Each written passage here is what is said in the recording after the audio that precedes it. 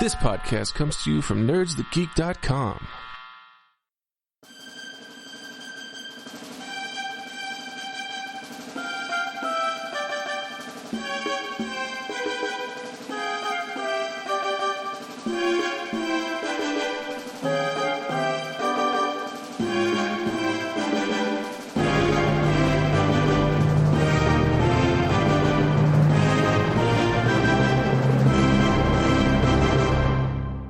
Everybody, and welcome to a Nerds That Speak special presentation. Joel and Tim's countdown to party down. Are we having fun yet? Check the gate. We're using that one. It's already done. Look at us, efficient. Okay. With me, as always, is my esteemed co-host, the Tim Girard. Hello. And I'm Joel T. Lewis, and I'm very excited to talk Party Down. In preparation for season 3, which Nerds That Geek has a bunch of fun stuff coming down the pike. Interviews. We've got interviews, Tim. John got to talk to folks on the show. Yeah. When you first told me, I was like, my response back was, tell Adam Scott that I love him. Yes. I don't know if he did end up getting to talk to Adam Scott, but that was my initial response. Like, I need this to be known. He talked to Kyle, and nice. I want to call him Garth. His name's not Garth. What's his name? Martin Starr? Yeah, Martin Starr. But what's his character's name? Roman. Roman. Yeah, he looks like a Garth. He does look like I was thinking it's like who's the IT guy's name in The Office where they can't remember his name? I just told you my name is Nick. Yeah. He's in this. He's in Party Down. He's the one who does the job interview. Telemarketing job interview. Yeah. Okay, so we're going to try to be organized. I'm setting my timer here. This episode, we're going to count down season 1, episodes 1 through 5. We've recently rewatched them. Next episode, we'll cover 6 through 10, and following, we'll do season 2, episodes 1 through 5, and then 6 through 10. So that's going to be a quadrilogy of Party Down discussion. So should we talk about our background with mine's really easy with the show. Tim introduced me to it and made me watch it, and we talked about it, and it's awesome. And now we're doing it again. Tim? Yeah. So I forget when exactly I watched this. I think it was like well after it aired. I think it was before I moved to Colorado. And, one of the reasons I loved it was like, I totally empathized with Adam Scott's character, Henry Pollard, where like, not that I had, kind of made it as a composer or anything, but that sense of like, oh, I'm trying to do this, this thing other than have a Monday through Friday 9 to 5, and had what I thought at the time were a few successes that I thought were leading to something on the way to something, and then kind of nothing ever came from it. And that's kind of that was kind of around my blockbuster phase also, because it was like post college when like kind of nothing was really happening. So it was really it was and I was thinking about this today too. It's inspiring to watch the show, but also depressing at the same time, because like, you're like kind of going on this journey with him, and it's like, yeah, like he's given up, and there's that sort of comfort in that, because like, at least if you've given up, there's a sense of control and power that you've taken back. Like, it's my choice that I'm quitting, that I'm not going to be a composer, not because no one wants to pay me for this. I decided to quit, But yeah, then again, it's depressing because it's like you see kind of like what is left in life after that, and and the idea that it wasn't like he had a bunch of success and was like, this isn't the life for me. It was kind of like, again, thought he was on his way, and then no. And then it's like, all right, well, rather than face the rejection over and over again, I'm gonna make the decision to quit. So it's definitely like, like all of that whole thought process. Like, I've gone through that, many times as a cycle in my life, before that and since then. So that was one of the things I loved. Also, it's just so damn funny, like it's so well written. It's not even, that's one of the things I love. It's not hard to watch where it's like, oh, this is going to touch my soul, but it's too heavy. It's like, no, it's like, it's going to kind of hit both points. It kind of like sugarcoats it by being really funny at the same time that you're like, oh, my life's a mess too. That kind of thing. It's a ha ha, aw. Yeah, exactly. Yeah. Kind of thing. It's not. Yeah. So that's sort of my experience with it. Yeah, I watched it. Yeah, I think it was before I moved out here, so it was definitely. I think it came out in 2009 ish, and I moved out here in 2011, so it was probably around 2010 because I think I had watched both seasons kind of in a row. I think so. I think the second season had already been out. But yeah, it was great, and yeah, just like and all the other characters too. It's like one of the other things I love about it is all the other characters. There are definitely people I've known like that in my life, Mhm. and in some ways I've been all of those characters except for Kyle. I've never been in the overall handsome business. That's not me. But like Roman, I've felt like Roman before, where back in my 20s, like most straight white men, you think you're the smartest person in the room just because, Mhm. and like everyone who doesn't understand you, it must be because they're stupid, not because you're Right. not making any sense, and that sort of thing. I feel like I've been Ron, where it's like, you try to throw yourself into this new life and you're like, this is the new me. And it's and you've kind of fooled yourself to the point that you can be that douchebag enough to get it done, but you really don't believe it. It still is kind of like this mask. I'm gonna Um, spoil right now. This time rewatching, Ron was my fucking favorite character. oh, he's so That good. Ken Marino is such a brilliant performer.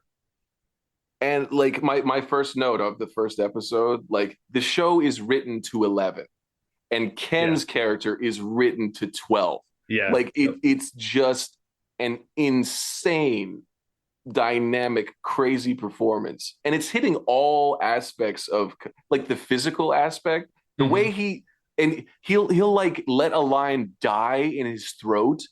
And it's I don't know how he does it.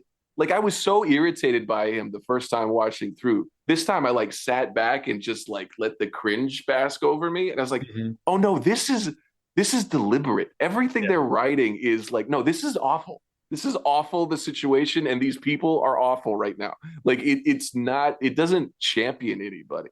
There is kind of this central romance in quotation marks, but this time watching it through is like it is a lot more nebulous than you kind of think of it from Adam Scott's character, because it's very kind of trains in the like they're just hanging out, and then there's this kind of evolution to episode 9 is where like feelings are caught, but like it really is a slow burn, and it really like all of the tension and the drama about the relationship is all kind of blown out of proportion, and it's kind of nice knowing that, having seen it before and watching it through you didn't feel so invested of like, oh, this is the whole of the show. You could just kind of enjoy the chorus of characters around that too. Mhm. So Yeah, and that's something that always bothers me when people will criticize a show because there's like a love story in it.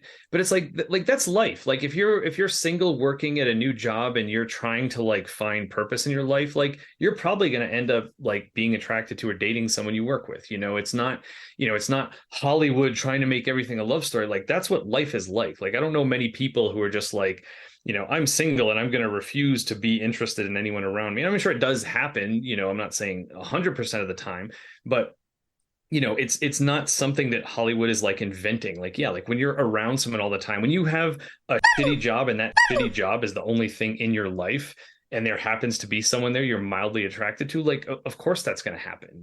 Like that's not an invented thing. Like what else is supposed to happen? You just like miserable and that's it. Like yeah, you're going to look for some little thing that's going to make you enjoy going to that shitty job. So it's also like, because Lizzie Kaplan and Adam Scott have like instant chemistry oh in yeah. this. Like they're so good. Like instantly, I'm like, oh man. And it was really weird to watch because this is very much a show. Kind of everybody was on the brink of making it. Like Jane Lynch goes on to do Glee after this. Scott gets Parks and Rec. Like everybody kind of launches out of this show in a certain sense, and it feels almost like a proto Office. Like there's Mhm. these dynamics, and there's the weird kind of incelly awkward sci-fi character, but it's like Dwight's almost softer. Like they dialed it back. I don't know. It's a really concentrated mixture of all of the things that are going about to kind of break out on television in the next 10 years after it. And it's been 13 years since the end of this show, right? Like I think that's where we're at timeline wise. I think so. And Yeah. so it's like it was so cool to go back again for the second time and feel like, oh, this is kind of an origin point, in that what is it, the frat pack, in the Oh same yeah. way like Freaks and Mhm. Geeks you had talked about, whereas like this is another kind of nexus of all these creatives that are about to go on to the comedic heights for the next decade. Yeah. And and kind of in line with that too, the other thing that I kind of like about it is that like Rob Thomas, one of the creators, he had done Veronica Mars, Mm. and a lot of the characters, like some of the main characters were in Veronica Mars, and then a bunch of other Veronica Mars actors and actresses like show up along the way as like cameos and stuff like that. So like that's always been a thing, kind of like you mentioned with the Brat Pack. Like I love seeing this same group of actors and actresses move from movie to movie together, and especially when it like that happened with Judd Apatow too. Like you Right. saw a lot of people kind of following through his films. And especially with this, another big part of this, even going farther back, was to The State with Ken Marino and Joel Trujillo, with a bunch of other people too. But I knew a bunch of them from Wet Hot American Summer, Mm-hmm.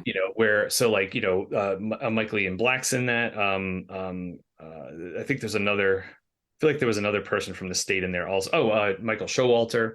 Okay. So like you get this collection of people from The State who are in Wet Hot American Summer together, and I'm wondering if that's where they picked up Paul Rudd, because he's like also one of the creators of this. So Mm-hmm. if Paul Rudd like working with them on Wet Hot American Summer, and then like again seeing that through line from show to show to show, and how some people change, sometimes they pick up new people. Well, it's an interesting, like it's a different roster because like a lot of the from the SNL alumni, right? Like every Mm, class has kind of the ones that go into movies and then start to work together and do that whole thing. Where the Apatow, like I mean, Apatow did stand up, and I think he also auditioned for SNL about the same time Bill Hader did. So like I think like they're the groundlings and the improv scenes and the stand-ups that kind of fuel all of the the comedic actors kind mm. of have these branching points in like the I think shows like this, and like the idea of the like Starz making a comedy series is also kind of a weird. In Starz does everything now, like Mhm. they been I've been watching that Heels show. It's Oh yeah. incredible. It's so good. Like they're really really good. So it's just an interesting like putting some money behind a comedy, and a really it's also like really proto. We haven't even talked about a first episode. Like these are going to very sorry listeners, this is what Tim and I do, is we just beat it to death. Yeah. But I was thinking Arrested Development because of the intro music, like the theme, and Mm. some of the there's like non sequitur joke pacing and tone that's very Arrested Development. Oh yeah, That I can kind of see went that. in a Yeah. different direction, kind of that quirky thing. I don't know, like this really felt this time rewatching it was like, here's where The Office came from and all of the NBC stuff, and here is where Arrested came from, and like this show is a really great like fertile crescent of Yeah. comedy. Yeah. Mm. Another thing that I think is great about it too, because I feel like if you explain the premise to someone, they'd probably be like, "Oh, like most people aren't going to get that because most people aren't actors." Like with The Office, it's easy I feel like to connect to Right. because they have a very average job. But the idea of a bunch of actors trying to make it, or washed up actors, or actors who tried to make it then quit, who are all working in catering, like that, I feel like that's more specific. So I feel like people would tend to think that it's like, oh, it's probably not going to be as relatable. But I feel like, and maybe it's just me because, even though I'm not trying to be an actor, like still being in the arts and in film and Hollywood, maybe that's why I connect to it more. But I don't think so. I mean, I think there's still lots of just like human stuff going on, that, even though, if this isn't exactly like your life, I think you can still connect to it. I think there's still pretty, still a bunch of stuff where you can be like, oh, this is a metaphor for this thing in my life, even though, you're not trying to be an actor. What is it you're trying to do? Or, or maybe, yeah, maybe you find yourself as Roman and you're like, oh man, I need to rethink my life, like, cause, Well, yeah, like you could just take the incel aspect of him. It doesn't have to be, I'm trying to be a Hollywood writer, but there are right. plenty other shitty things about his personality that I'm sure if you're, hopefully you aren't him, but you may know someone like him, and it's like, yeah, like I can identify that shitty part of his person, even though the person I know who is shitty isn't trying to be a screenwriter or whatever. Well, and the other thing is like really ahead of its time about it is like it anticipated our obsession with behind the scenes stuff.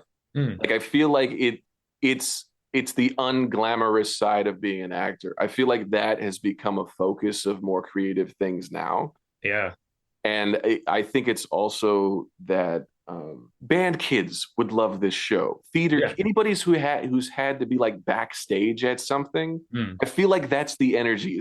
Does that make sense? Like it has yeah. that band couch energy. Like these are all of the weird kind of collection of creative people. They're all in this location because they're required to, but they Mhm. also are like that is kind of it. Yeah. And So yeah. also, yeah, like, that you have like all those personalities within, that sort of thing. And they're all creatives in some way, right? Like, Mhm. like, yeah, like some, like with Roman not being an actor but being a writer. So it's like, yeah, you have that outsider who's like, I'm kind of in the same field as you, but not really. So I feel like I've made myself the outsider. Like I feel like, yeah, that happens in band all the time. I mean, Mhm. a lot of times I was that person because it's like, especially as I was becoming more a composer, it's like, oh, like any of these people are either doing it for fun. Like that was actually one of the big differences too. People who were just in band for fun and didn't care as much versus those of us who, oh, I want to make a living doing this, so I want to really work hard at it. But then also like, oh, okay, you're all performers, but I want to do composing. So it's like, Mhm. and that's one of the things that is kind of sad in some ways. Yeah, like I said, I am like Roman, where it's like kind of looking at, okay, you're all instrumentalists, but I'm the composer. I'm the one who wants to write the stuff that you're going to Mhm. play, just the way, Roman's the one who's going to write the stuff the actors are going to act. And, um, I think so. I think like what's good sometimes with characters like that too, they're like a cautionary tale. Like, don't be Roman. If you're going to be, in that sort of role, like be nice about it, get to know your actors, and because they're the ones who are going to be delivering your words. So, work with them, not against them. And That's the thing. Watching it this time, Roman is like the worst extreme of main character syndrome. And I think there's a lot of intersection between kind of socially awkward nerd and main character syndrome because that's all the Mhm. stuff we read, that's all the stuff we watch, that's what we identify with. And I think Roman is that, and he's never had friends, he's never had to interact with people, and Mhm. he's doesn't pick up on the social skills, Right. like he doesn't have that. And it really it comes out in ugly and awkward ways, and it's very true and very accurate, I think. And that again, that was something the first time it's really hard to watch, but coming into it this time I was like, okay, I this is a really painting. It's not even an extreme brush because people are like that. Mhm. It's a true character in that way, and all of the like ingrained jealousy and misogyny in it, and just like the idea of proprietary dibs, like I Right. called Get her in bro, the line. Yep. shotgun Yeah. thing, Mhm. like it just it's a it's a 1-to-1. I think that's the thing. It's not, there's no uncanny valley, it's just the valley. We're in the valley with Right. that character. So we should jump into the first episode so Yeah. these aren't 4 hours long because we will talk. So I'm starting the clock now. All right. Episode 1 of season 1, Willow Canyon Homeowners Annual Party. My first note after, well, no, written to 11 is, but Ron fucking Donald. Like this dude, the hair, the big dump, the Bluto face. I don't know how they cast. I don't know where he came from. Is he from Iowa? Like who is Ken Marino and why is he perfect in this? He's like wet. He looks Mhm. wet. Like his hair, the gel. I don't know. He's a dolphin of a man, and he's Right. hilarious. Well, and that's the best part too, is I feel like in stuff I've seen him in before this, he's a good looking dude. Like I think he usually comes across as Oh being yeah, like an attractive guy. So the fact that they were somehow made him look awkwardly unattractive, it's like yeah, I think something. it's mostly the haircut. I think honestly, The like haircut, but also the way he tucks in his shirt. Mhm. Like there's something about the shirt is wrong. Yeah, It's like, and I feel like as a his taller, crisp bigger white dude, shirt. yeah, That's my first note. Crisp white shirt. that gag is so great, and the way it comes back because Oh yeah. the shirts keep getting more and more destroyed. Now I'm thinking it reminded me of Playtime, like where the waiter is slowly disintegrating and is Jacques Tati's 1960s film Playtime. Movie mumble is a thing here. Yeah. Synergy, corporate synergy. Here's what we're doing at Nerds the Geek. But I was just thinking of like, that is one gag that is it's peppered in through the whole show, or that one episode. And there's so many bits. Like it is written to 11. There's so many things in it already. Like it's a great dynamic. They throw you right in. You kind of understand that world instantly. And I don't know. They're like it's I've already ran out of words. So let's quickly map out the journey of the shirts. Okay. Yeah. Okay. Yes. So shirt watch. Here we go. So Henry show up. Henry, and he's wearing a white shirt, but it's not a crisp white shirt. It's not crisp. It's kind of pleated, and it's kind of like it looks like he slept in it, as he says. Yeah. So Ron gives him his spare from the truck. So now Henry's wearing a shirt that's too big for him. So that's like, the first layer of the joke. And then when Ron's trying to impress a bunch of children with his like bottle spinning techniques, a kid gets bored and stabs him in the leg with a little toy sword that's you get in a drink. So he drops the bottle of daiquiri mix he's spinning, it breaks on a grill and splashes all over his shirts. Now his shirt's covered in daiquiri mix, so he has to go change it. But since he gave Henry his spare, now he has to wear Henry's little shirt, which my comment on that shirt, Ron putting on Henry's shirt is me putting on my own white shirt when I haven't had a gig in a while and I've gained a bunch of weight. I love that you're just tracking one joke. That might be our whole discussion for one episode. I love this. I'm so happy with what we're doing right now. So and then not only it's not, he doesn't go back. He doesn't agree to have Henry wear his own shirt. Like that, of course not. Why would he do? He's like, it's a weird like line he draws. He's like, I've already sent this thing. It was a gift. I'm not touching it again. Anyway, continue. Sorry. Yeah. So then, we're kind of stuck with that for a while. But then the perfect way that the joke comes full circle is Henry gets pushed in the pool by Casey's husband, and his shirt is wet, so he has to wear another shirt. But now the only shirt that's left is Ron's shirt with the daiquiri mix all over it. So as Henry's packing up all the liquor bottles, he's wearing another big shirt. Again, like you said, he could have had his shirt on that fit him, but no, he's got the big shirt, but now with daiquiri mix all of it, as because that's the only dry shirt left. So like to see like how those three shirts cycle through so many times throughout that episode. cycle through. It's also like it goes back to the Office thing. Like when Dwight and Michael go to like the corporate house party, he's wearing the same shirt and tie as all of the catering staff. So he makes Dwight switch with him. So like it's really, and that's the thing, like that is such a small part of that joke, that show. But in this, you trace it through the whole thing, and it's not the only thing going on. It's just like a visual joke. They don't even reference it all that much. It's just he shows up with the tighter, awful. And he's the one kind of he's so cloying with the hostess, like for the and he fills in the card himself. It's just like really. And the tip jar becomes like this really awful, cringy thing. It's like, let's bet on ourselves. Let's just take $20 at the end of the night. And he's counting out the change at the end of the night. And it's like $13.64 or something. Everyone else gets 14, but Henry gets like 13 and change because he's the new guy. And then Ken's like, welcome back, Henry. Like he's supposed to be happy about it. Like, what is wrong with you? Okay. Jane Lynch. Oh God. Every episode, she does the funniest things. I don't know where they came from. I don't know if they were scripted, but she's a delight. She's so funny, so perfect, and so unblustered. Like she's just, there are some where she kind of goes through extremes of emotion and gets sad, but like just as plucky and strange as just perfect, just so well cast. I like, you really see that she's playing in it. I can't remember anything specific, Oh, also like it's kind of funny that this housewarming awards is like the Dundies. Right. It's like an arbitrary. I'm just going to make a lot of comparisons to The Office, listeners. So Which is apologies. high praise because that's like Fair. my only comment on Constance is constant touching all the women.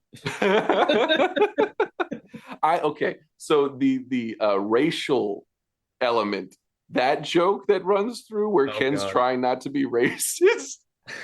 And I don't want to say the joke because it's really inappropriate, but at one point Adam Scott says they prefer the term, and that joke kills me. It's so fun.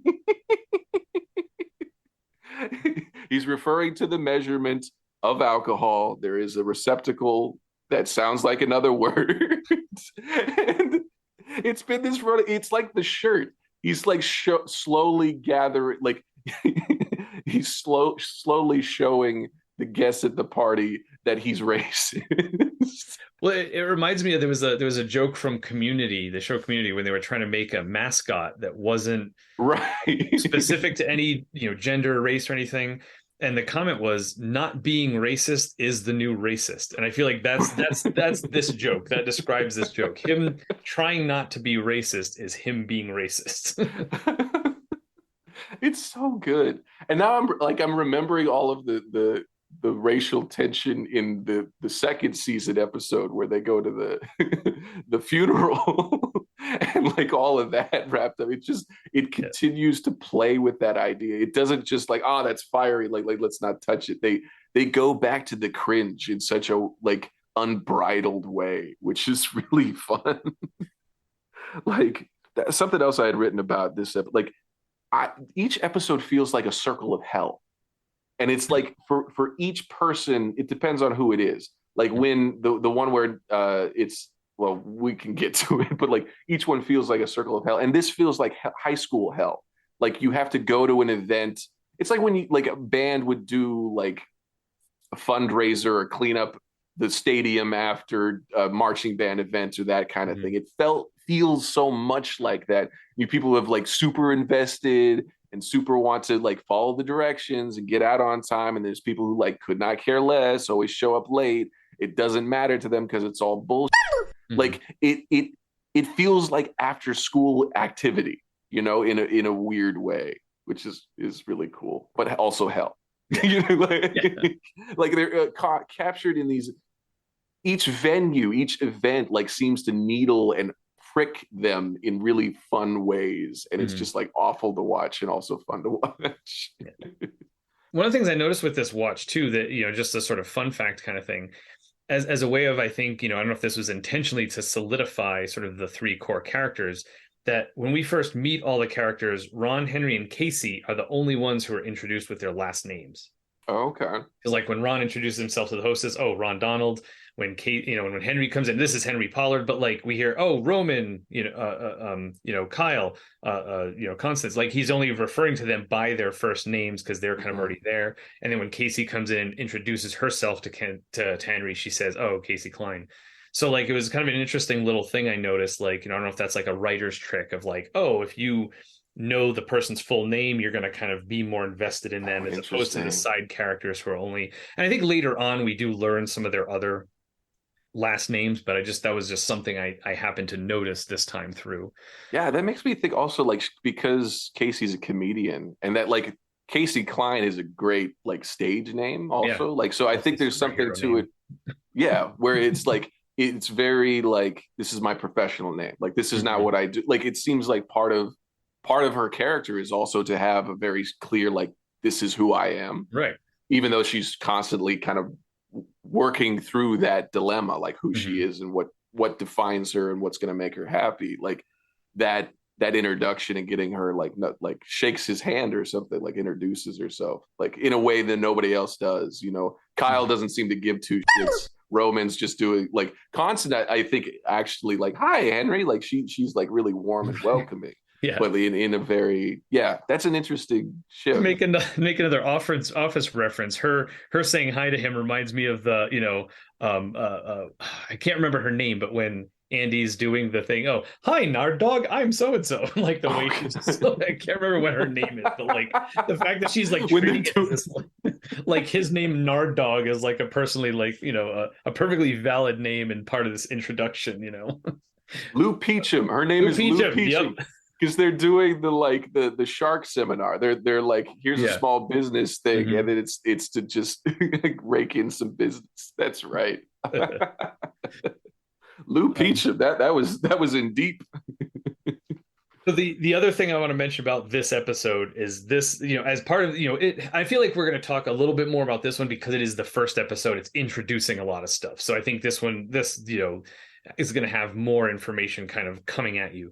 So one of the other things, this being the first episode, this is where we first learn of Ron's super crackers dream. That's what he's building towards. He wants to own and run his own super crackers, which is known for their salads, all you can eat salads. Oh, no, they're known for their salad and their soup. Okay. It's the way he says super crackers, it's like in like the back like of his mouth. It's almost like he's whispering it every time. It's like sensual to him. It's perfectly irritating. Yeah. Like it is so the right way to do it, and I don't know. Ken's hilarious, and he just keeps saying it when he brings it up to the rappers. I was like, yeah, we'll get there. That's a little sizzle, a little sizzle for the super crackers franchise. Yeah, but this is where the seed is first planted, and we see, okay, this is the thing. This is Ron's whole like core. This is his driving thing. I used to be a mess. I got my act together. I want to run a super crackers. This is this, and that's what's kind of funny in a way too. I feel like the contrast between him and Henry, that. Some would say that Ron's doing better than Henry because, I'm working at this catering company. I'm a great manager and I'm going to run a super crackers. A lot of people like, yeah, that's the American dream. That's great. You're going to do great. And like Henry, washed up actor, but like that idea of like, wanting to do something creative, this is again, the type of conversation I've seen myself on the other side of, like someone who's being successful at something that is very meaningful to them, and it's like good for them, but it's like I do not want that life at all. I'm like James Vanderbeek and Varsity Blues. I don't want your life. Like you do that. That sounds stupid to me. Like it's also like what a little kid thinks being an adult is, and what a success is.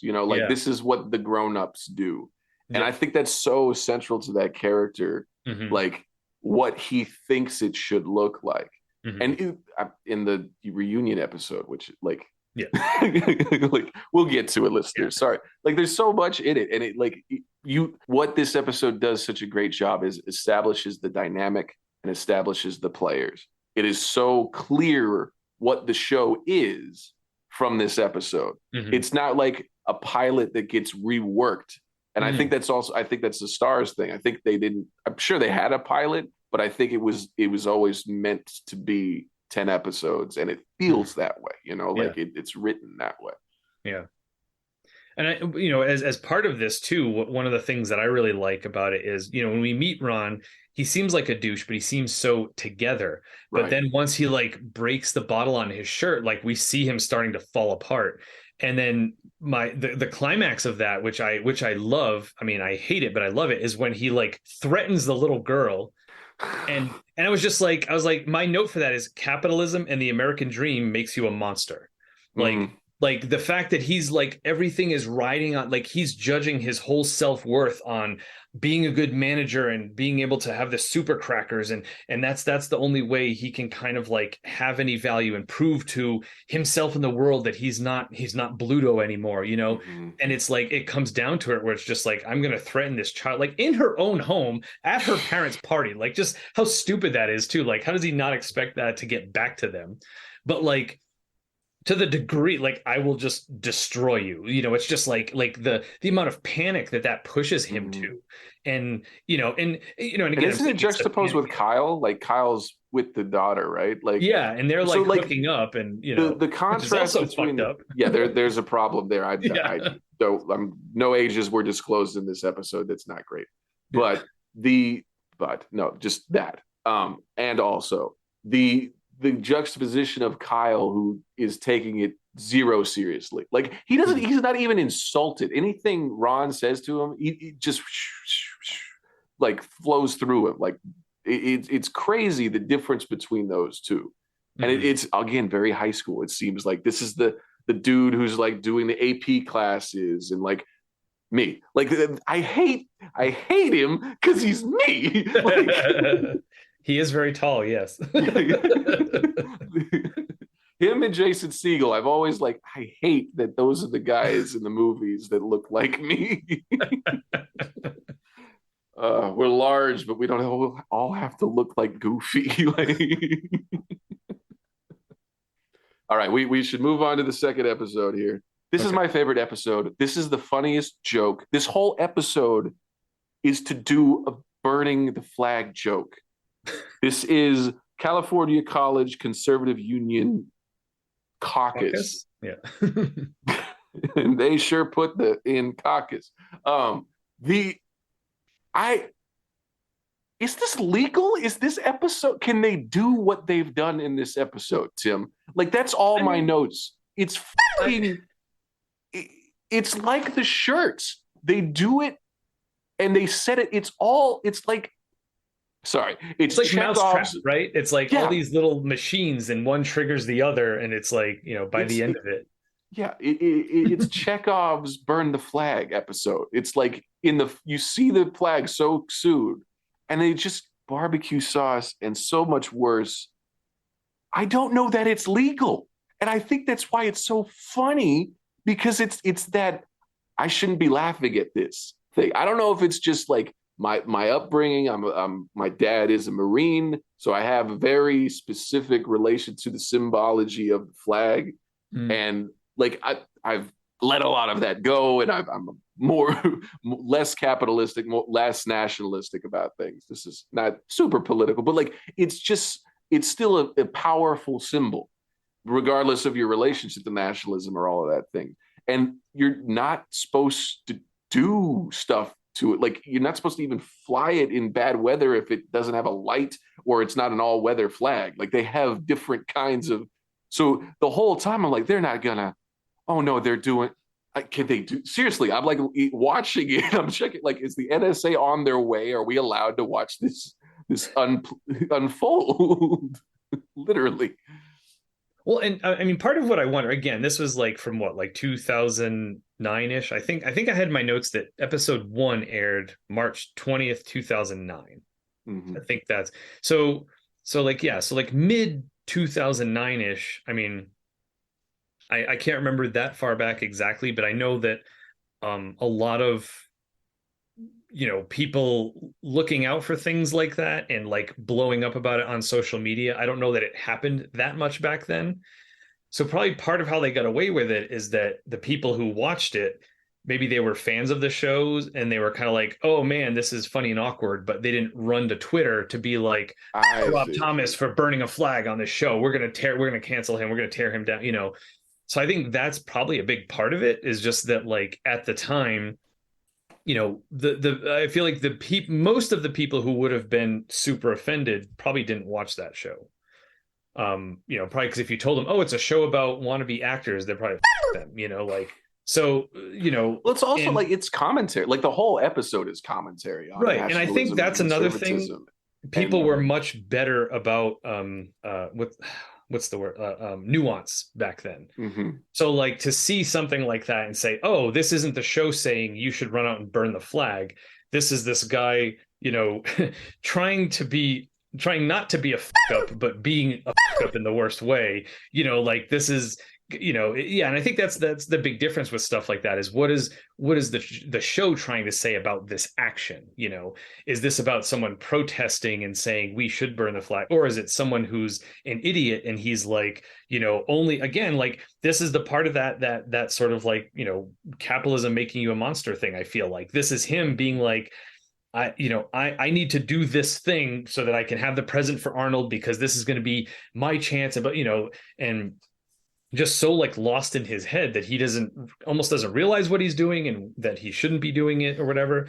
I mean, I also wonder if like technically the way they got around it is maybe it wasn't actually an American flag. Like maybe they made a flag that was shaped differently and said, oh, The, if we the hold way this it, up, yeah, it's not actually a flag, and it has some stripes and some blue, but maybe it wasn't actually an American flag, so that we can burn this. And, and maybe there was footage of that in case anyone said like, hey, you burned it. Like, nope, this is the flag we burned. Watch what right. we're doing, so that, Well, that's the thing. It's held in a certain way.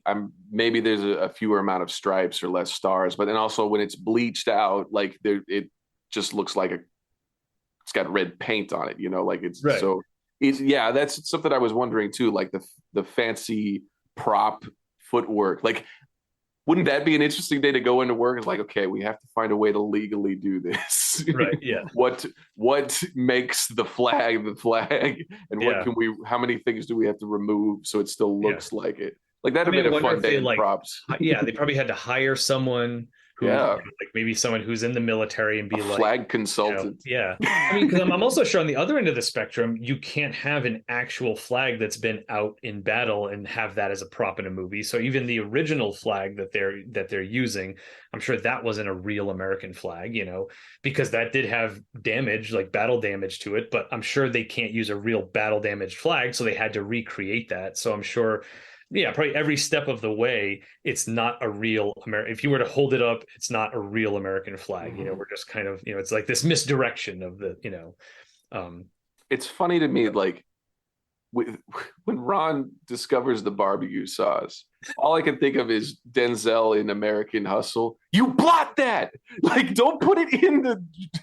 Do not put it in the washing machine. Just dab that shit off and don't touch it. He's so willing to be led, is the other thing that's really interesting about him. Like, he wants hierarchy. He wants someone to say, this is the road to success, follow it.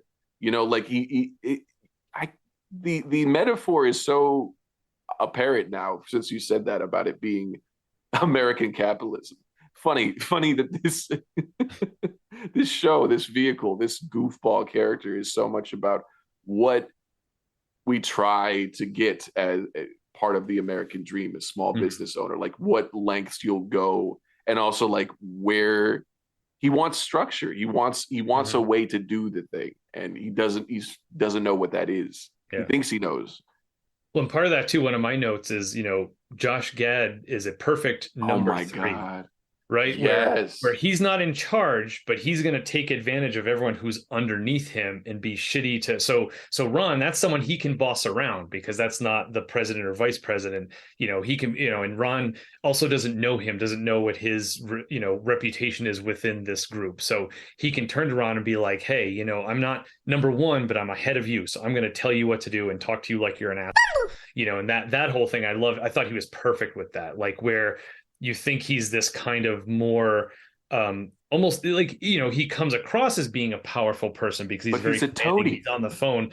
Yeah, but you see that the guys who have the real power are much more chill because they actually have power, and because he's number three, he's compensating or overcompensating, and that like that is he plays that so perfectly, where like you believe that he believes how much in charge he is, but you can kind of tell that it's just like, oh, this is part of an act. This is part of you convincing yourself of this, So I thought that was also a great part of that like you said, him wanting to be led, him wanting to be this chain of command, and to find someone who is one notch above him, like, okay, yep, I'll follow you. You're the guy, That's the thing. The other thing about Gad is like the hypocrisy is so good and subtle, because he's perfectly happy to give the Cuban cigars. And he knows not to bring that up and tell everybody to do it because it causes this big ruckus. So Right. in his machinations to go to the top, he's undermining the values that it's perfect. Like it is what that is. Like Right. shrimp.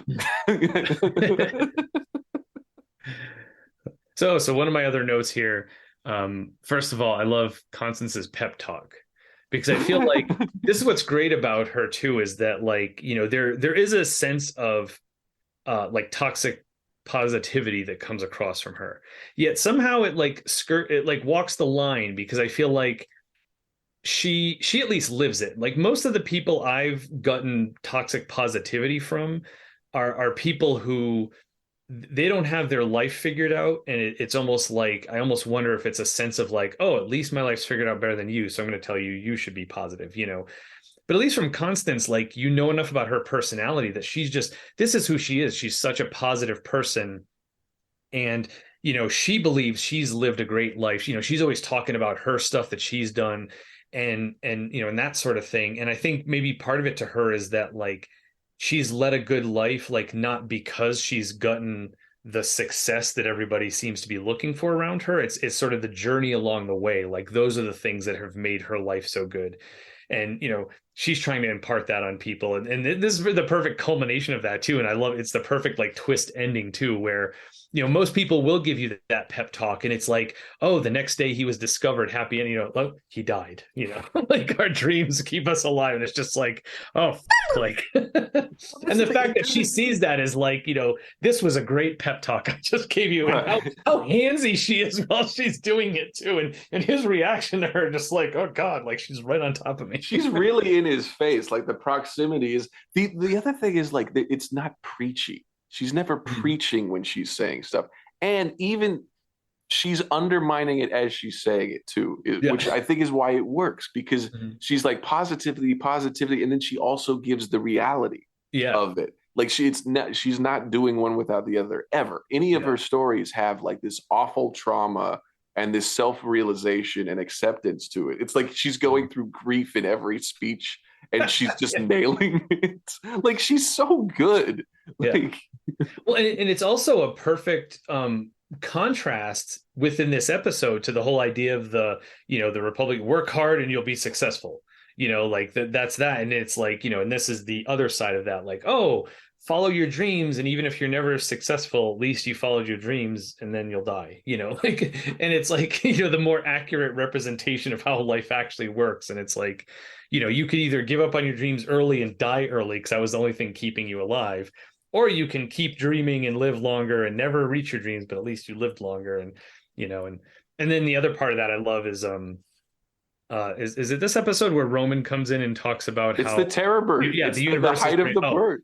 That's one of my favorite jokes in this whole series is the, you know, and you know, yeah, like I actually was funny, like Krista was walking through and I like paused it because this was coming up and I was like, here it is, babe, and I like played it for her, you know, it's a 10-foot bird. Constance, how big would a bird have to be for you to be like scared of it?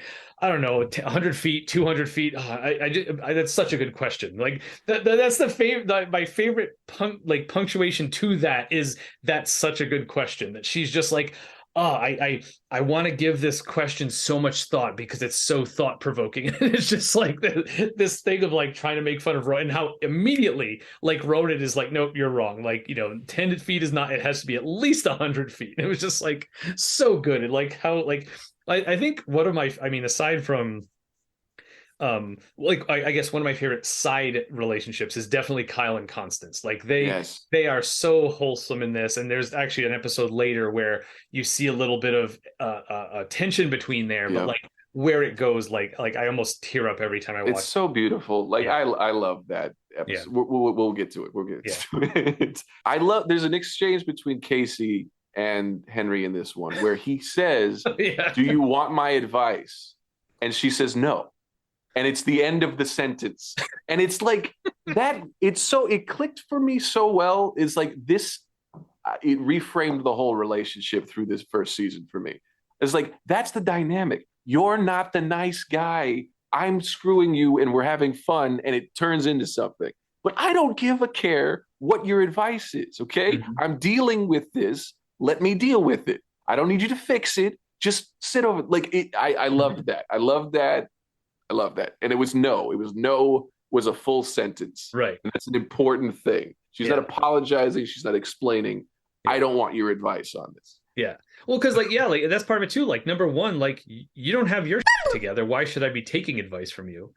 But then the flip side of it, what I also really like about that is that Henry doesn't do the typical like incel response of like, what a bitch. You know, it's kind of like, he just kind of goes about his day, and it's kind of like shocking and maybe a little insulting, but maybe he also has that realization of like, yeah, she probably shouldn't take advice from me, you know. And it's then also like part of their chemistry too, because like that's the answer she would give, even playfully. She would be like, I don't care. even if she did want his advice, which she does ask him for it, but like let her ask you for it too. Yeah. Like it's great. Like Yeah. Yeah, like I think he definitely plays that, and again, this is another thing I've kind of seen in him. He plays that broken man very well, where every time you forget how broken you are, like someone will remind you and you slip, you're like, oh yeah, where it's kind of like, hey, oh no, she's right. I shouldn't give her my advice, and I think that's like again, it plays so well into his character because that's where he's at, like you try to kind of climb back from that and like, oh, maybe I could help this person. Like, nope, I can't even help myself. I should not be trying to help anyone else. And like, and that's, I feel like, a lot of times maybe that's where you want to be, not why won't this bitch take my advice, which is the response most dudes would have in that situation. So I think that's like, it's again great, and it shows yeah, like you said, that's her dynamic, that's what her responses are like, so it shows that they're building a relationship on this reality of who each other is, not like, oh, I better tell this boy I want his advice so he'll like me. She's not concerned with that, and it's that also makes like her great. it's a nice dynamic for him where it's like, oh, I don't have to do that. I think that's also like it kind of it knocks him back. He's like, oh, but it's also like, oh, I don't have to devote Ram to that either, which is kind of nice too. Like that's not how the sitcom would go, normally, which is pretty cool. Yeah. Episode 3, Pepper McMaster's single seminar. Wait, can I want to make one absolutely sentence. Absolutely. Jump back. Yeah.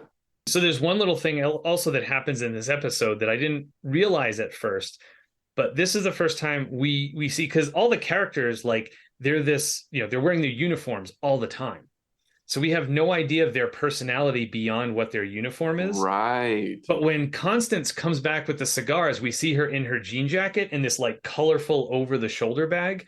And that's like the first hint of like an actual personality beyond the job. I mean, again, we see, but like, I guess just a personal, but like personal expression in terms of their own fashion. I didn't notice that this time. So that was something really, really cool that I kind of caught on to. And we see that start to happen a little bit more. And I think I mentioned that in some of the other episodes too.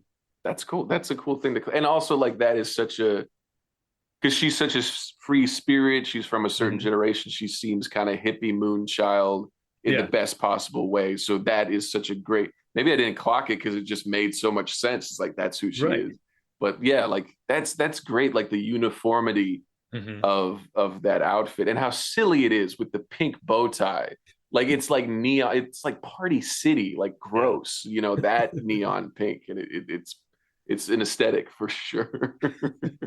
So episode 3 is Pepper McMaster's single seminar. And this is where I wrote Circles of Hell.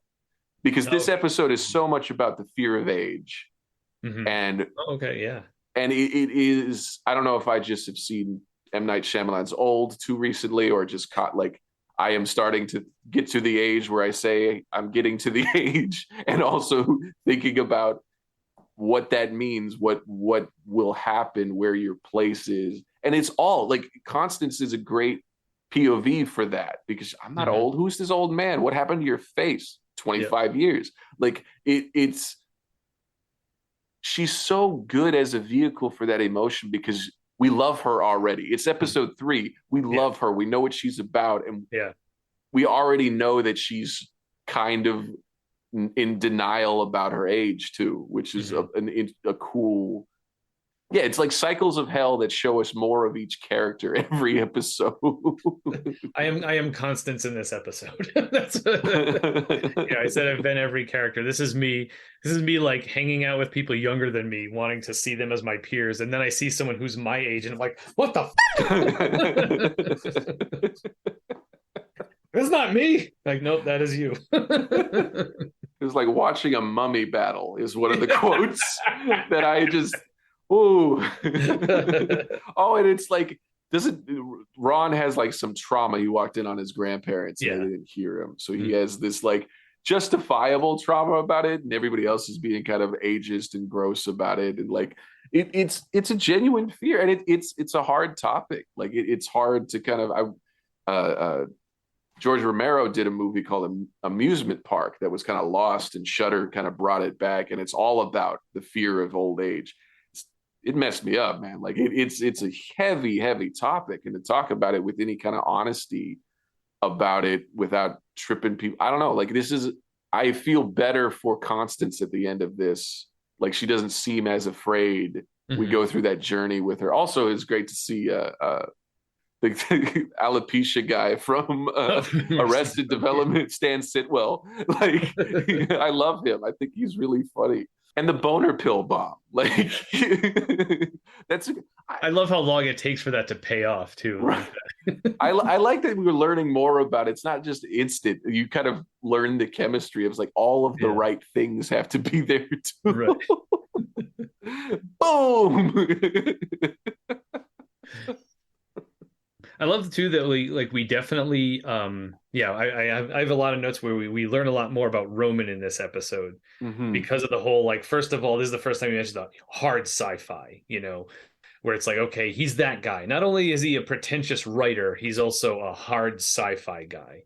Right. And it's like, I feel like you can be into sci-fi, but if you say hard sci-fi, then it's like, okay, come on, like regular sci-fi is not hard enough for, it's like who are you trying to prove? Like it's gateway. It's gatekeeping. It's literally like the access to my care and affection and attention is that you have to do all this reading.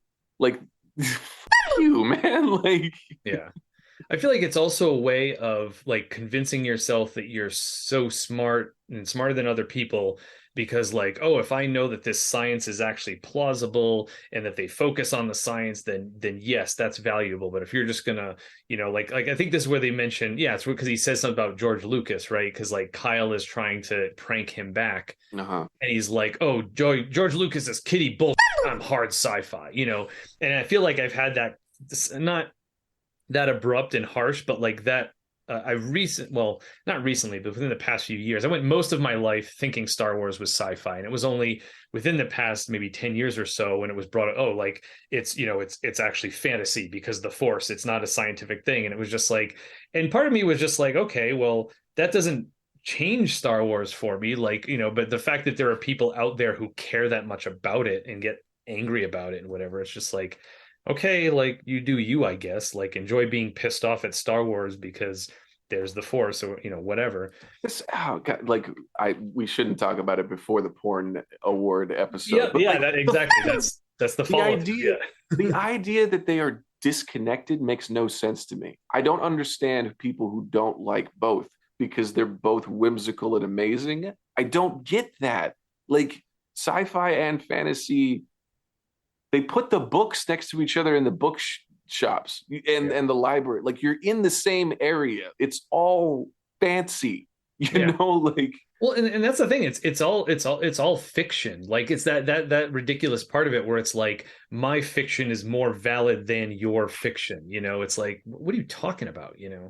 And I mean, for me too, like I say all the time, for me, it's more about the metaphor. And I feel like that's probably why they're both next to each other. Like they both use whatever they're using as a metaphor for something, current and modern in our life.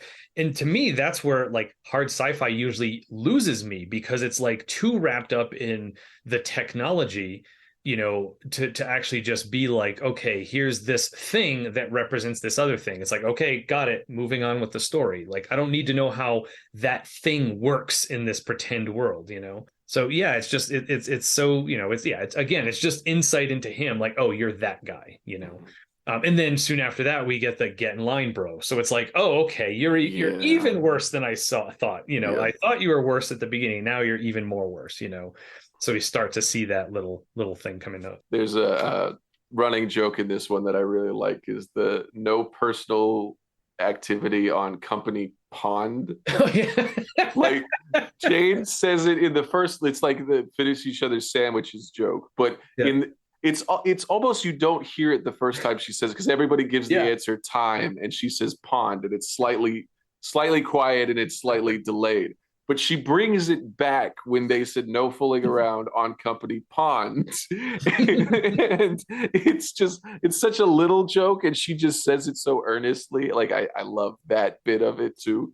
And this rewatch, I started to like Kyle more because he's so just floating through it. He's not a dick.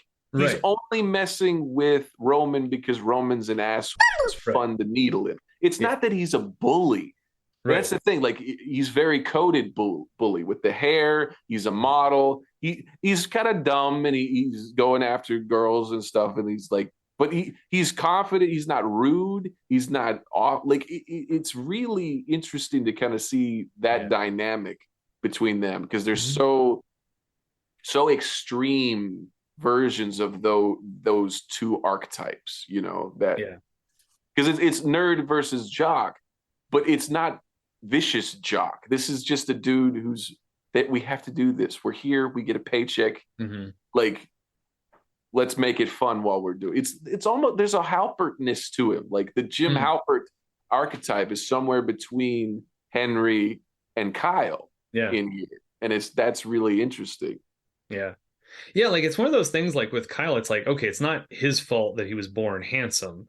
Right. And it's like, and I feel like, all of us are trying to use what we have to get by in life. So it just so happens that the stuff he has is the stuff that most people want.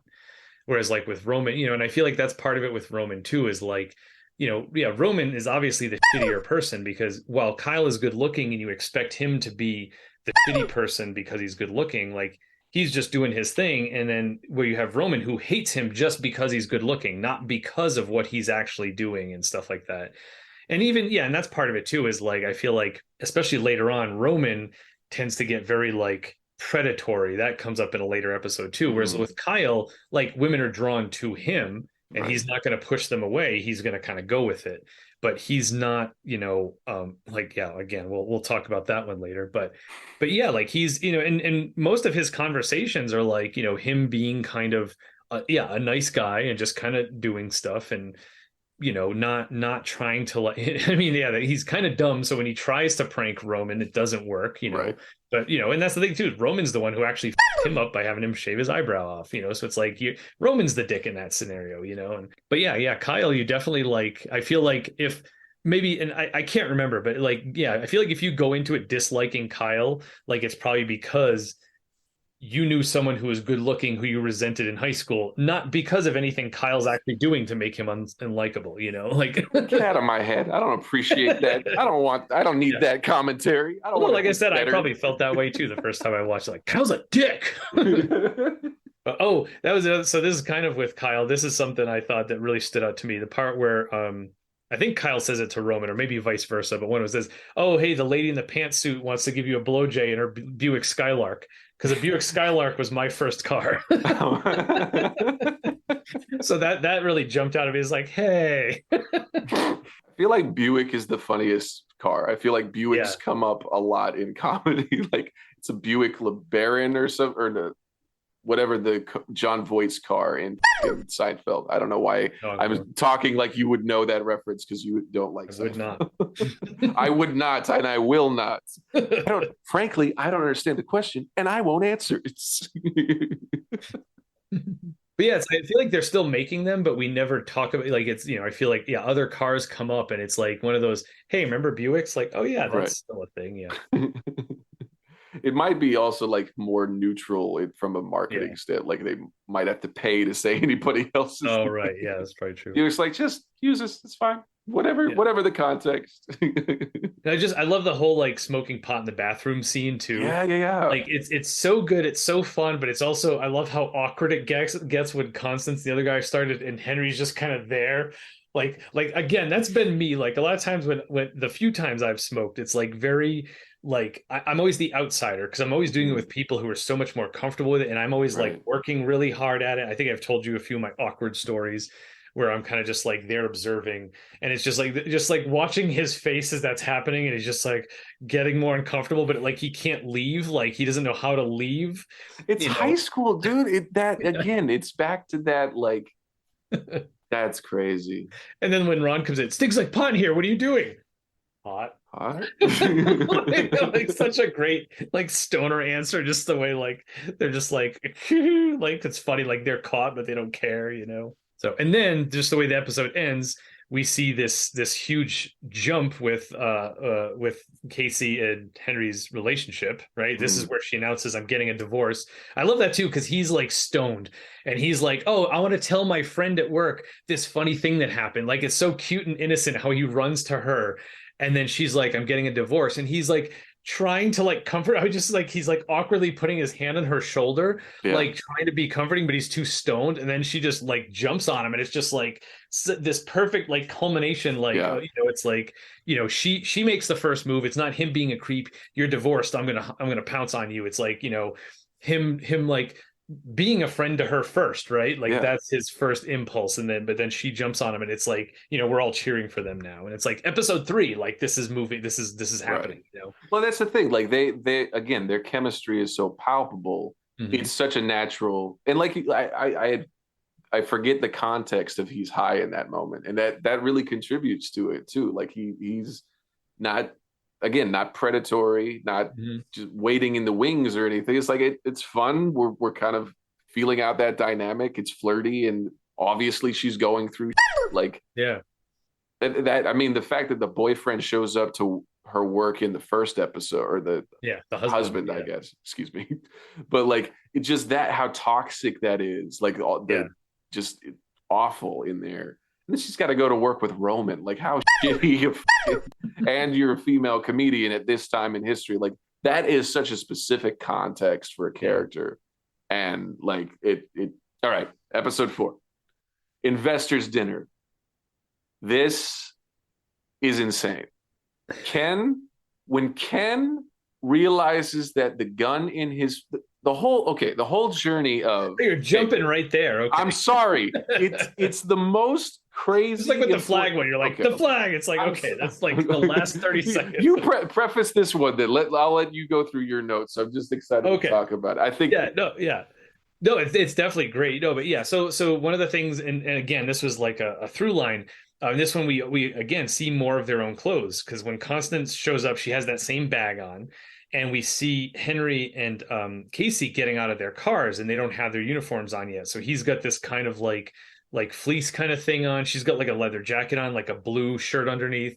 So it's just, again, it's really cool, especially with that moment. It's the episode after they've had sex. So we're kind of seeing them more as two people. And we're not sure, like, did they hang out outside of work? Is this the first time they've seen each other since they had sex? And which you kind of gather that after the conversation, because it is kind of like, it seems like the first time they're talking about it, which I like this whole thing too, where, I've seen this game in other shows, and it is frustrating where, you'll see one person say, like, one person has more feelings than the other person says, I don't want to do anything to it. And then the other person has to like overcompensate. And I feel like a little of this here where you can see that Henry's like interested in her, but she's kind of like, oh yeah, I should apologize. She's trying to like almost like back out of it. Right. So then he's, oh yeah, the sex was adequate. Like, I love that idea of him trying to just like plant that seed of doubt so that it's like, he's not the one who's kind of the overbearing one. It's like, oh yeah, it was fine. But then how that keeps like following its way through,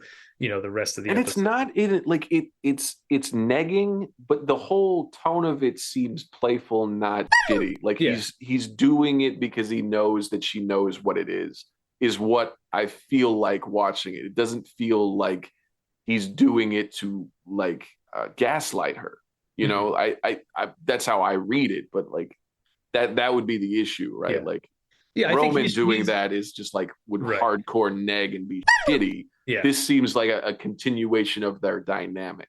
It seems like him trying to, like I said, overcompensate, because he obviously has more feelings for her than she does at this point. So he's trying to like throw the scent off, and kind of act all aloof about it, but he's overdoing it, like that kind of thing. And which like I feel like even if you're gonna be shitty, that's the way to do it, to not be like, okay, I'm gonna come at you harder, and make you uncomfortable. It's like, oh, okay, you want this to be chill, how's this for chill? That kind of thing. So I feel like there is a little bit of disappointment in him in that, which I feel like, like I feel like he's allowed to feel that, like like I guess there's this part of it where it's like, oh, is he trying to do that? Like when and then later she brings up the pancake lady, right? The whole idea.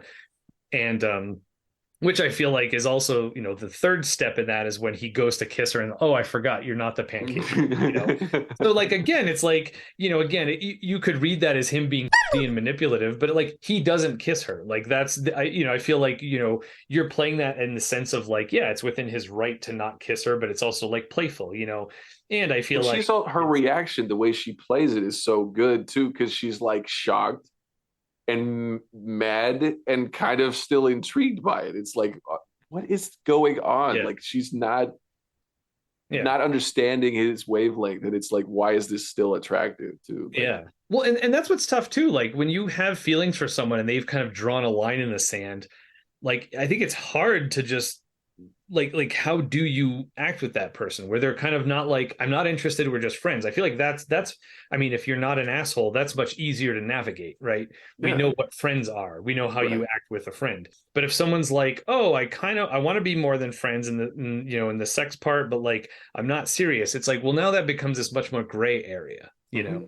so it's like, okay, like we may still have sex again, but I can't, or I've already started catching feelings for you, but now I have to pull those back because you don't want that. So how do I kind of like navigate this area? And and yeah, I guess there's a little bit of that sort of childish, like, oh, okay, well, I'll pull back even farther and make you kind of come at me more, come get me then. If you don't want me coming at you with my feelings, I'm going to pull back and make you come for me, kind of thing. Which is better than pulling pigtails, like, but Right. it's, Well, it's but it's, also it's not the shitty way to do it too, right? There's definitely a version where it would have been like violent Roman-esque right. Yeah. Romanesque Yeah. reaction. And that's the thing, like it's because it's more nuanced and Mhm. kind of it's very much leaning into that gray area, and Yeah. that's a harder line to tread. Like that's a really difficult thing to get, and it's unique. Like I don't know that there's a whole lot of that reaction. Like Mhm. they'll. I think it's always that turned up to 11. It's more awkward. There's more Right. feelings, jealousy. There's more of that stuff. Whereas I think they really kind of coast a little bit on it, like Mhm. instead of that. Yeah. Yeah. I mean, I think part of it too, and this is something that like when I was younger, kind of in the dating world, I used to get criticized for this, like putting the ball in her court, like I didn't do this a lot, but like if I would be at a bar and like talking to a woman, like I usually wouldn't ask her for her phone number. I would give her my phone number Mm-hmm. and be like, if you want to call me, you can call me. And like one of my friends would be like, no, you don't do that. You get her phone number. So that way you're in control and you can call her instead of waiting. And it's just like, no, like I want her to Who are call those me if guys? Why are we all friends with those guys? And where do they come from? And how are they doing now? Because like it's where it's the movies. Like that's not right. reality. Sorry, Yeah, the just whole, oh, you gotta wait 3 days before your caller, like oh yeah, we've all seen swingers, like we get it. but that's not life, and yeah, so that was kind of like, that's kind of what it reminded me of, is kind of like, and I guess the difference being that he didn't lay his cards on the table and then be like, balls in your court, it was kind of like, okay, I'll pull back a little bit then and see if you're gonna pursue me at all, to show that maybe you have more feelings than you're letting on. That's kind of what I saw too, is maybe he was like testing the waters. Like if she's really as neutral as she says she is, she won't care. But maybe if she is interested, she might pursue me a little bit. Because if I continue to pursue her, that might push her away if she's Right. really not. So yeah, but yeah, it establishes that it's, like I said, it's in this weird gray area where they're not being honest about their feelings, maybe to themselves or to each other. Definitely not to each other, but maybe also not to themselves. It's Maybe. also an interesting like tension thing where it's like they don't know each other that well either. Yeah. So like, how do you Yeah. respond? Do you get jealous? Is this a way? Like Right. She it's like just said she's getting a divorce. Like there aren't even papers at that time. She just right. got off the phone. So it's like, Absolutely. yeah. Yeah, and it's like it's not an all or nothing thing, but it Yeah. feels like it could be all or nothing. Hmm. Like that. Like you don't know the person, and you're like, what is going to be the thing? Did I say too much? Is what is the Yeah. the line? And now that we're in this weird space, is that amplified too? Like Yeah. it's really a tightrope in this. See, it's a good thing you need to preface some of these too, because I'll just go to the joke because I think Yeah. the joke's great. Well, because that's part of it too. Because like, yeah, there's so many things. One of the things I love about this show too is that every episode has a completely different format because they're in a completely different. Again, to make the comparison to The Office, every episode you're in the office, but this is like a new situation that they find themselves in every single time. So in a lot of ways, every episode is self-contained in that kind of aspect of it. But also, yeah, like the relationships are kind of moving forward throughout each episode and interacting with their surroundings and how, that type of thing. Which definitely comes more to a head. I think is it the next episode when they're at the porn, the porn awards. Yeah. So anyway. So a few things from this episode still. I'm halfway through 4 novels. Like, that equals 2 novels. I've finished 2 novels. 2 novels? I don't think that's true. Okay, I'm halfway through 4 novels. I felt personally attacked by that line. Also, Ken Ron Donald talking about the fastest growing non-poultry, non-coffee. Non-coffee, yep. In North America or whatever. I think it's Southern California. It's specific to Southern California. It's Yes, I love his super crackers. Like it's evolving, right? It's becoming more. It's like he's continuing to do research and continuing to like be more upset. And again, we see another level to that in the next episode too. But yeah, like I feel like that's one of the things that's cool. And this reminds me of me too. Is that every situation he's in, he finds some way to kind of relate his dream to that scenario. Like in the first episode, I could probably have a house like this someday when I have my super crackers. And then, in this one, it's like, investment opportunity. Oh, if I could get this person, I can invest in super crackers. It's like, it's all. He's looking at like saving 4 years. I can be closer to the goal. I know what the. Right. You want to know when I felt seen, I can't do this for another 4 years. I was like, F you. That was like, oh God, that's me every 4 years.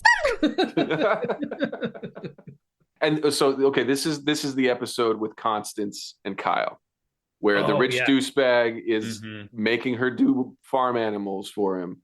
Like, okay, first of all, Jane Lynch just doing old McDonald characters. She's fucking genius. Just like I would. That's the whole episode. You could have done that for 30 minutes and I would have watched it.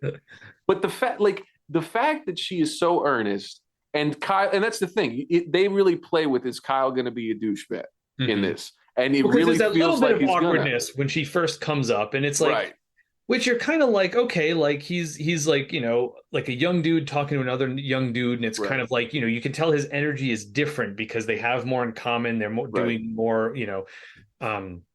and they're talking about, going to a club and like, oh yeah, there'll be girls there, like this kind of even keel kind of thing. And then when she first comes up and you see Kyle kind of awkward, like, oh, she's kind of harshing his buzz a little bit. But it's more like a peer group thing. It's not shitty and ageist in the way that it becomes for the other guy. And that's such an important thing that they do, is that ambiguity of it, because you're not sure where it's coming from.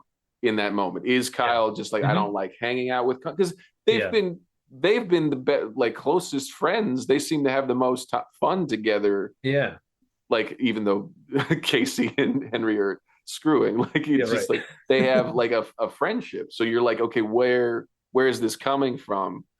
And he comes to her rescue. He fucking ices the guy and says, like, just wait for me, and he just leaves him outside the club. I loved, and then goes hangs out with Constance. Like, again, I tear up every time I see that. Like, oh man, he was kind of a douche. Let's go to this bar. Like, I was just like, oh my God. Like, that's the thing. Like, Kyle is kind of an underappreciated, decent human being in the show. I think it's great. It has that heart to it. This weird show has a heart to it, and it's the guy you think is the bully, is coded bully. But I get with the teats thing, it's just like so funny. Like, Yeah, and she just owns it too. Like that's what I love about it too. Like I feel like, again, it fits her character where like no role is beneath her, and like no matter like, oh, I think yeah, it's earlier in this episode too when it was like, oh, I played a musician who they like, you played a prostitute, yeah. like this is that same thing, but she's like, no, you got to create a whole backstory, even if it's just one line. Like so, there's that again that through line of her just being a master of her craft, like oh, barnyard animals, got it, okay, and he's giving her notes and she's adjusting to them and like nailing it even more than she was before. Like A little more physicality, get it in. You're like, oh man. Yes. And I love that the little tag, like they're gonna go hang out, but she's still doing the voices, and Kyle's like, yeah, let me hear what you got. Because she's like, she's still participating in it, but it's not malicious. It's not to be shitty. It's like she's funny, she's fun, she's enjoying whatever the illusion was. And that's the other thing. Does he shatter that illusion because, or is it just like she's enjoying it and she's getting like that? Yeah.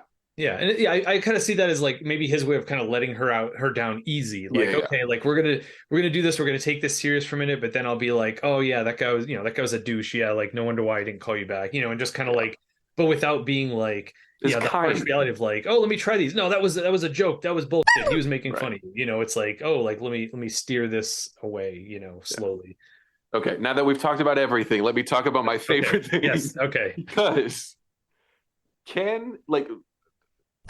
Ron Donald has a gun pulled on him, which he thinks is a prop gun. Because that showed earlier in the episode. He grows. It's Chekhov's gun, Chekhov's prop gun. He grows 3 inches in that scene. Like he is like you, and he like the most confidence, the most like bluster, and the way he wilts when he finds out it's a real gun. And I was wondering like why Roman did this, like to show him as like it's a safety issue. He's like, no, I don't want you to die. He's like, this is the prop gun.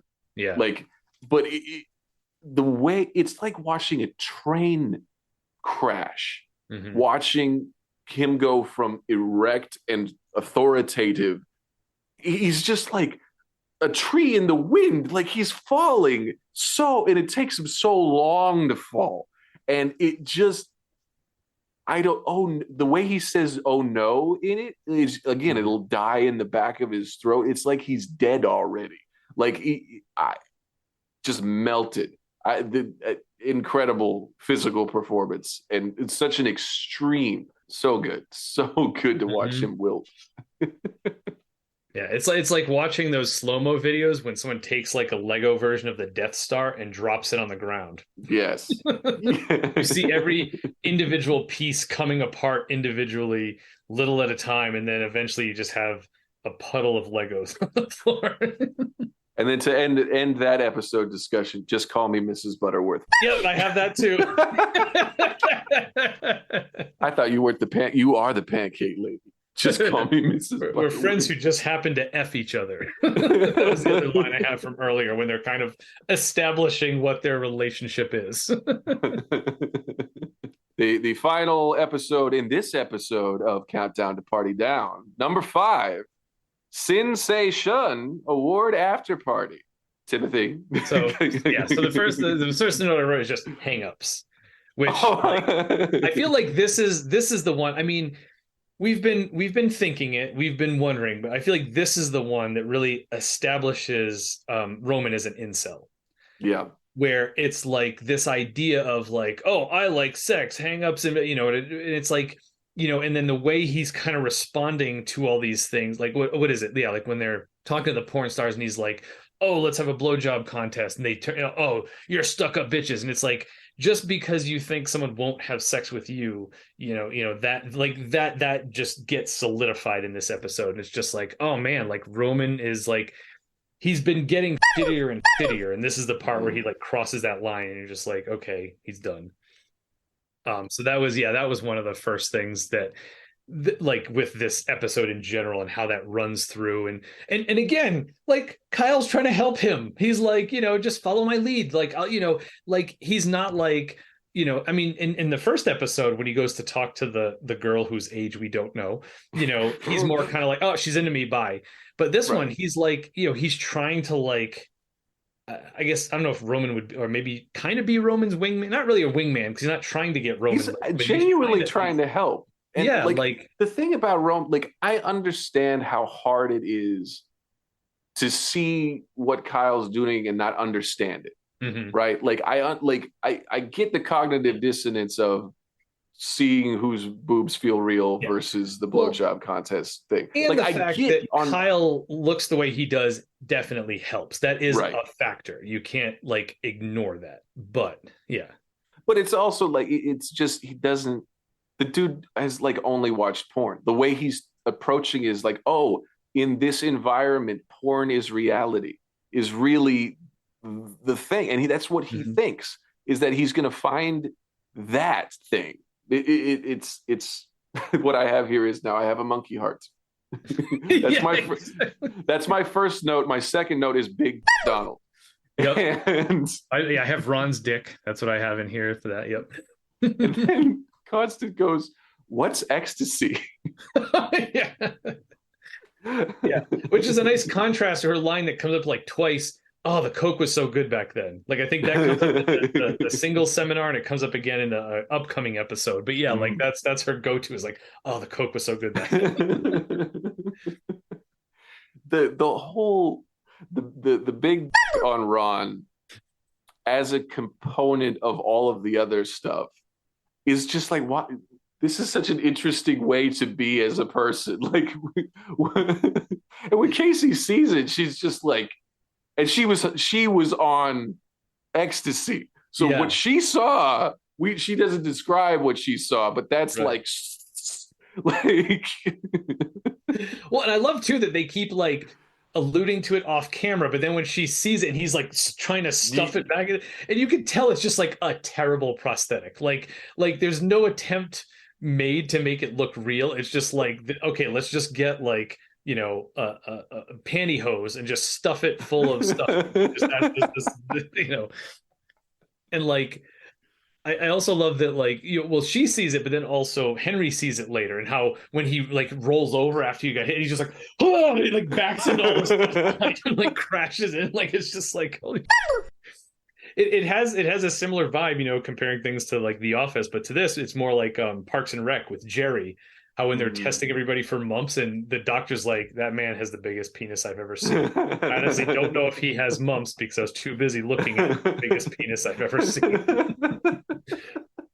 So it's like, yeah, so it's that whole like, oh, it's the least guys you expect, like because you see Ron from the beginning and you're like, this guy's overcompensating, but it's like, oh, he's not overcompensating for that, it's other stuff. he's he has low self-worth, but it's not because of that. Right. The way he plays getting hit, seriously, every episode he finds a new color of being hurt in the performance, and I don't know where it's like he like shudders and his voice breaks and he's just like convulsing through it. I just gonna pour one out for my like man here. Full body actors, Yeah. I'm thinking of it a lot. It's like Jim Carrey. That physicality. It's not as bombastic, but the way he's in tune with his instrument in a way that like is really phenomenal. Like I'm imagining him and Will Ferrell in a movie together, and it might just explode. Like I think that would be even like, if it was just a. It's like Abbott and Abbott, like no Costello. We know. I fucking love that. Let's put that on a T-shirt. Abbott and Abbott, no Costellos. You check that Costello at the door. This is Abbott's house. And what's the surprise?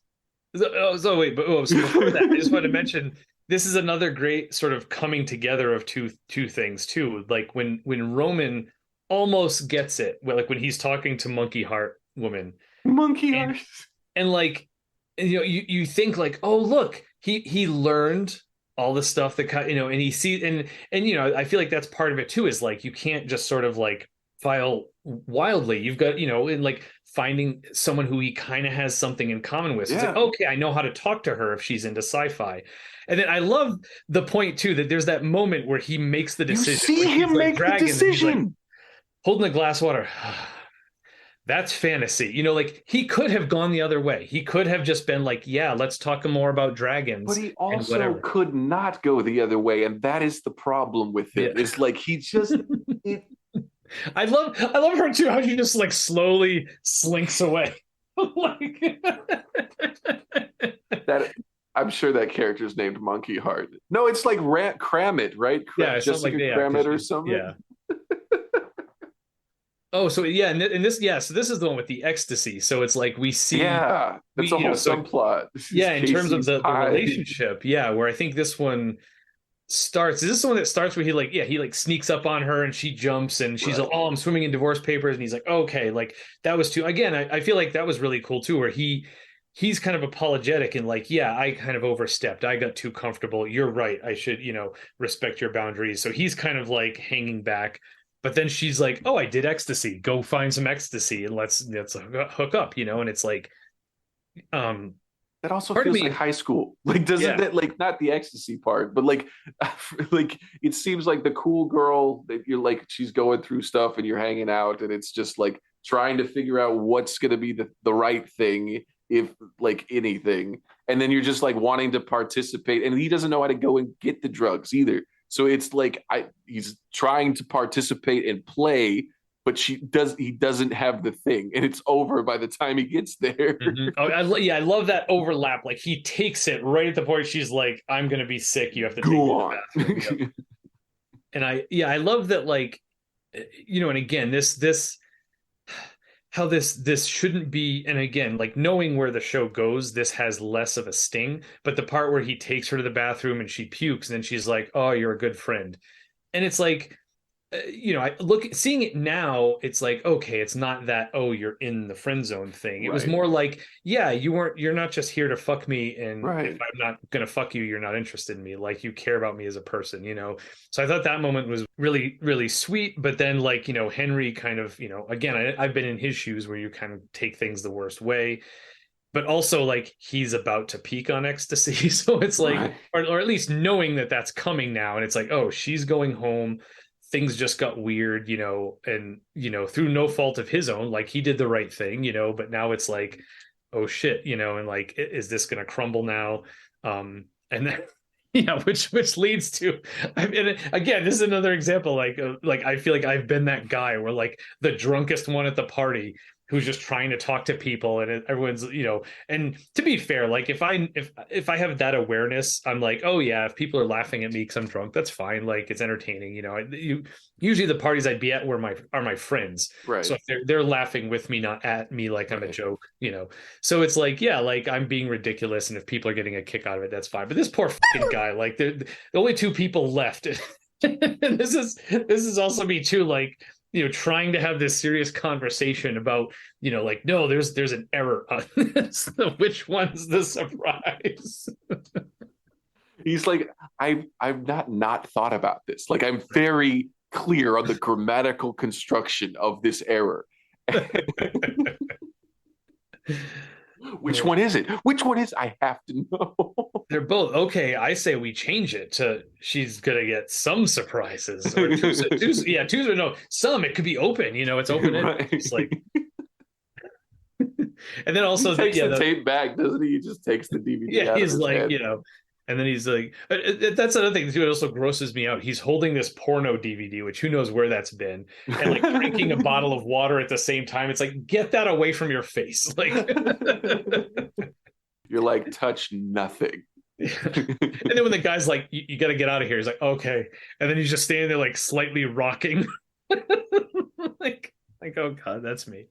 So just the other thing, like, we forgot to mention that part of what leads into the whole like Ron's thing is once again super crackers, right? He Yep. wants to pitch he's continuing to try to pitch this idea to Mr. Duck, his boss, and now we see his business plan, Yep. in a nice little, portfolio thing, and Mr. Duck is, oh, I like how it's laminated, yeah, so like again, he's more serious. He's doing the research. He's doing the work. He wants to make this happen. And just like that shitty investment in the episode before, like, oh, if I do porn, I can maybe get enough money to do super. So it's like, again, like he's just whatever comes his way, he's willing to do it because he wants to make this happen. So again, like, yeah, like I think it's funny that that's like, he's not kind of like this, that probably wouldn't have happened if not for super crackers. The whole thing about like, the guy wanting, oh, like that's how he's talking him into it, is like super crackers, like it's also how he's trying to get him excited. He's like, close your eyes. Yeah, think about super crackers. Which is it's also like a great inversion of the like seedy like Hollywood or porn actor storyline, but for once it's centered on a guy. It's like this person is vulnerable, and the like lamb in the head or deer in the headlights about it, like not sure what to expect. Is he gonna get taken advantage of in this scenario? Like like that whole thing too. So again, just to show the one more through line of the super crackers and how what it drives everything willing to do because of that, like you said, the prosthetic. It's just enough. I think they spent all of their prop money on the flag burning episode and they ran out. Well, I'm still having fun. Are you still having fun, Tim? We're going to have fun next time on episode 2 of Countdown to Party Down, brought to you by nerdsthatgeek.com. We'll see you next time. Bye.